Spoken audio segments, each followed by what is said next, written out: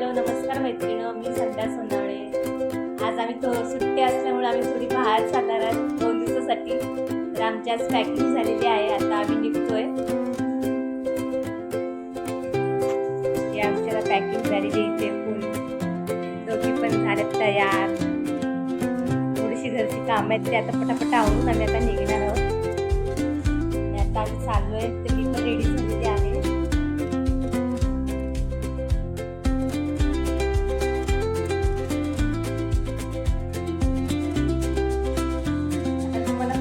ह्याच्यानंतर खूप छान छान बघायला भेटणार आहेत। तुम्ही लाईक शेअर आणि सबस्क्राईब करून ठेवा। इथे आता आमचा प्रवास चालू झालेला आहे। सकाळचे 8:30 झालेले आहेत आणि आता सलग 3 दिवस सुट्टी असल्यामुळे आम्ही फिरायचा प्लॅनिंग केला होता। आम्ही वृंदावनला आणि बरसानाला चाललेलो फिरण्यासाठी आणि आता आम्ही प्रवास आमचा इथून चालू झालेला आहे। आता आमची गाडी मथुरा हायवेला आहे, म्हणजे दिल्ली मथुरा हायवे आहे ना, तो हायवे आहे हा। इथे मिस्टर माझी गाडी चालवतात आणि आम्ही सगळे एका साईडला बसलेलो आहे। छोट्या मुलीचं खायचं चाललेलं आहे। आम्ही सकाळीच लवकरच निघालो होतो आणि तुम्ही इथले एकदा हायवे बघा, किती क्लीन आहेत आणि एकदम स्ट्रेट हायवे आहेत। बरसाना माझ्या इथून 126 किलोमीटर आहे, 2.5 ते 3 तास लागतात आणि इथे हायवे झाल्यामुळे ना इथे एअरपोर्टसुद्धा झालेला आहे। इथून आता आम्हाला जवळ आहे एअरपोर्ट।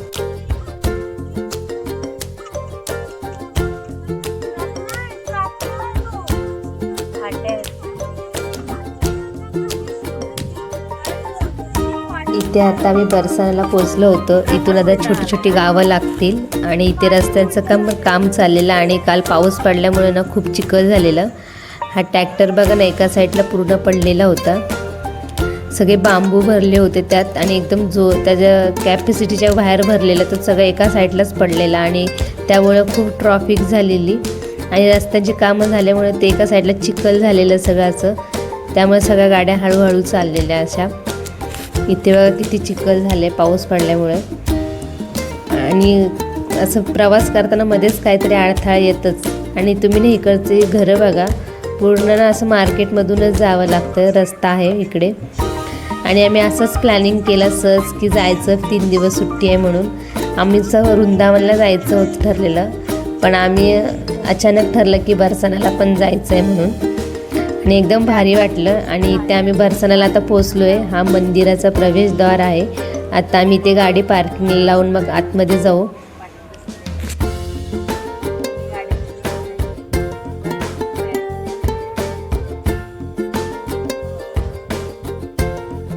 आम्ही पार्किंगला गाडी लावून बसलेलो आतमध्ये। मिस्टर तिकीट काढायला गेले होते रोपवेचा आणि पायऱ्यासुद्धा आहेत तिकडून, 250 पायऱ्या आहेत, 250 ते 300, पण ऊन खूप लागत होत्या म्हणून आम्ही रोपवेने जात होतो। तुम्हाला मंदिर दाखवतं, ह्या मंदिरात जायचं होतं आम्हाला आणि इथे दर्शन करायचं होतं। राधे राधे श्री लाडलेजी मंदिर आहे हा खूप फेमस मंदिर आहे इकडचं आता आणि खूप गर्दी असते। आणि आता आम्ही चाललेलो, जसं आवाज देतात नंबर आले की बोलवतात रोपवेच्या इथे लाईन लावण्यासाठी। इथे आम्ही आता रोपवेच्या लाईनीसाठी चाललो होतो इथे चालत आणि माझ्या मुलींना खूप मजा येत होती। ते तर पहिल्यांदाच बसणार होतं रोपवेमध्ये। आणि इथे ना मला महाराष्ट्रातली पण माणसं भेटली होती, नांदेडची होती आणि आम्ही मराठीत गप्पा मारत होतो ना, तर त्यांनी लगेच ओळखलं की तुम्ही कुठे, त्यांना म्हटलं आम्ही ठाण्यावरून आहोत, आम्ही दिल्लीला राहतो। आणि आम्ही अशाच गप्पा मारत होतो की तिथली सगळी माणसं बघत होती नक्की कुठली भाषा बोलतात म्हणून। आणि इथे आता आम्ही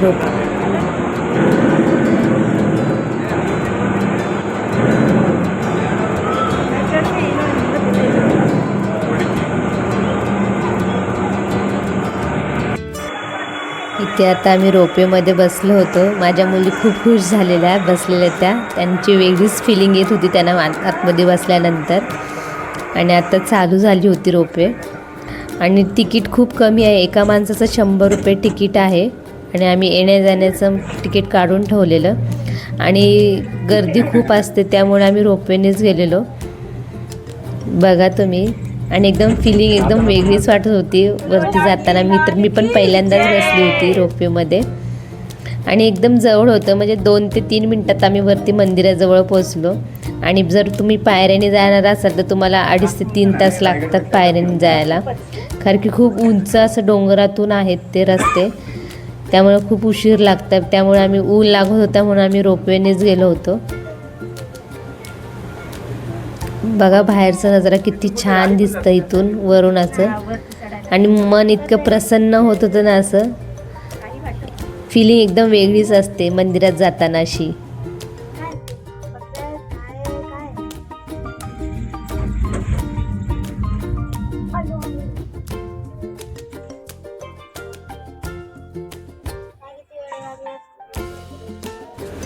इथे आता आम्ही पोचलो होतो वरती मंदिरात, आणि माझ्या मुलीचं चाललेलं शृंगार करायचं राधाराणीसारखं, आणि आम्ही देवाला असं थाली वगैरे घेतली होती, हार वगैरे असं, आणि किती छान दिसत होत्या. ही बघा माझी छोटी मुलगी किती सुंदर दिसत होती, तिला पण केलेलं तसंच राधेसारखं, आणि सगळे असेच राधे राधे बोलत चाललेले सगळेजण, आणि वरती मंदिरात एकदम भारी वाटत होतं असं. आणि आता आम्ही वरती उतरल्यामुळे ना आम्ही खाली असं उतरून जात होतो मंदिराच्या तिकडे, आणि इकडे खूप आवाज आणि एकदम प्रसन्न वाटत होतं असं मंदिरात गेल्यानंतर. आणि आम्ही पहिल्यांदा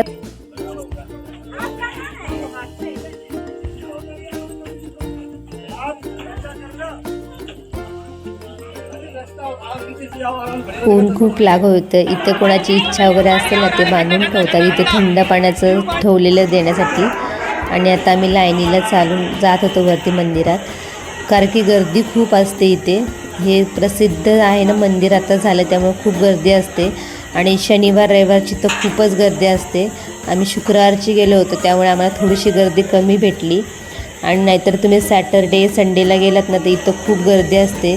तुम्ही जरा ना यूट्यूबला वगैरे सर्च करूनच या इकडे जर येणार असेल तर, कारण की शनिवार रविवार आणि आत्ता सुट्टी असल्यामुळं खूपच गर्दी असते इकडे. इथे आता आम्ही हळूहळू मंदिराच्या तिकडे चाललेलो. हा समोर दिसते ना हा मंदिर आहे, अजून वरती पायऱ्या चढत जायचंच आहे इथून.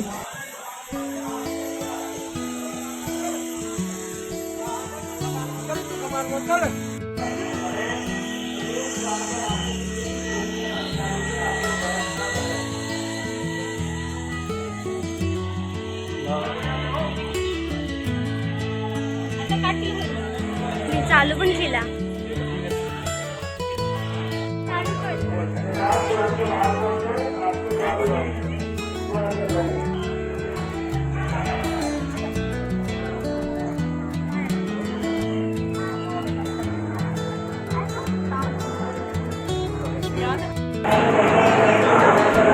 द्वार आहे मंदिराचा, आणि इथून मंदिरात आता मंदिर स्टार्ट झालेलं आहे. आणि इतकी गर्दी होती ना खूप प्रचंड प्रमाणात, तुम्हाला चालायला पण लागत नाही, सहज माणसं देवासमोर घेऊन जातात. आणि आम्ही पण तसेच गेलो इथे. आणि इथे ना जे देवाला हार घातलेले असतात ना कृष्णाला, ते आपल्याकडे फेकतात प्रसाद म्हणून, आणि ते कॅश करायचे असतात. आम्ही पण थांबलो पण खूप भेटतच नव्हते. जसं आम्ही समोरच गेलो देवाच्या इथे समोर असं, आणि लगेच मला ते प्रसाद भेटलं. इथे बघा मी समोरच होतो आणि लगेच माझ्या मिस्टरांच्या हातात भेटला, दोघींना पण भेटलं ते. मी तुम्हाला इथे ओरडलेली पण दिसेल की भेटलं म्हणून. तुम्ही पण आशीर्वाद घ्या. श्री लाडलीजी मंदिर आहे, हा खूप प्रसिद्ध मंदिर आहे. इथे यायला पण योग लागतं असं म्हणतात. आमचा योग लगेच आला इथे येण्यासाठी. आणि खूप इतकी गर्दी असते ना, तुम्ही लहान मुलांना असं जपून घेऊन या, कारण की खूप लोक असे ना चिरडाचिरडी अशी करतात, ओढाओढी वगैरे अशी करतात. तुम्ही ते आशीर्वाद घ्या, तुम्हाला काही इच्छा असेल तुम्ही मागू शकता. मी इथे फोटो पण आशीर्वाद पण इतकं चांगलं भेटलं नाही, एवढी गर्दी असून पण आशीर्वाद खूप छान भेटला आम्हाला इथे.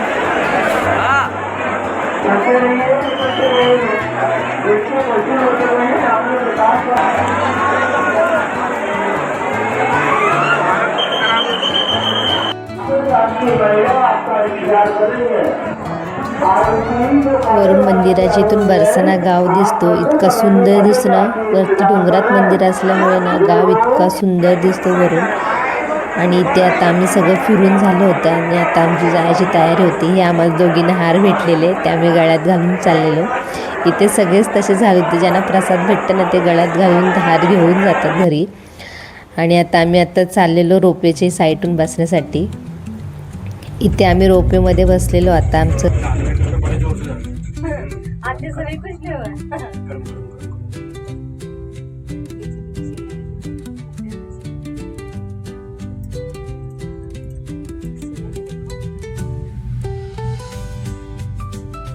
धक्का किती होती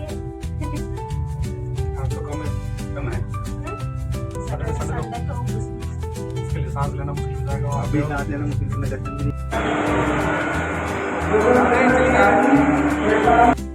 आत्ता आम्ही ना नंदगाव म्हणून एक गाव आहे तिथे, जिथे श्रीकृष्णाच्या आईवडिलांचं मंदिर आहे, त्या गावात आलो होतो. इथे म्हणजे बरसाण्याच्यातून 10-15 किलोमीटर अंतरावर आहे हा मंदिर.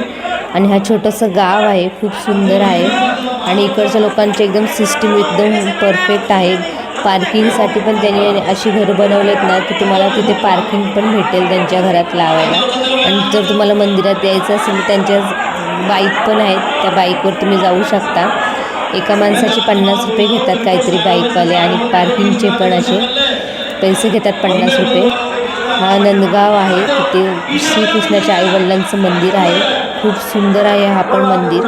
आणि लवकर येत जा, कारण की ना इकडे ना 1 नंतर ना सगळे मंदिरं बंद होतात. आणि आता आम्ही उशिरा गेल्यामुळे ना लवकरच मंदिर बंद होणार होता. तुम्ही पण आशीर्वाद घ्या, तुम्हाला मी त्यांचं हे दाखवते मंदिरातलं. आणि ना खूप गर्दी असते, आणि आम्ही उशिरा गेल्यामुळे थोडी गर्दी कमी होती, त्यामुळे आम्हाला आशीर्वाद पण इथे आता आमचं बरसाना पूर्ण फिरून झालं होतं. आणि आता आम्ही वृंदावनचा प्रवास चालू झालेला आहे. जर तुम्हाला हा व्हिडिओ आवडला असेल तर लाईक, शेअर आणि सबस्क्राईब करा. आणि तुमच्या मैत्रिणींना पण शेअर करा. तुम्हाला पुढचा व्हिडिओ वृंदावनचा बघायला मिळेल, त्यामुळे सबस्क्राईब नक्की करून ठेवा.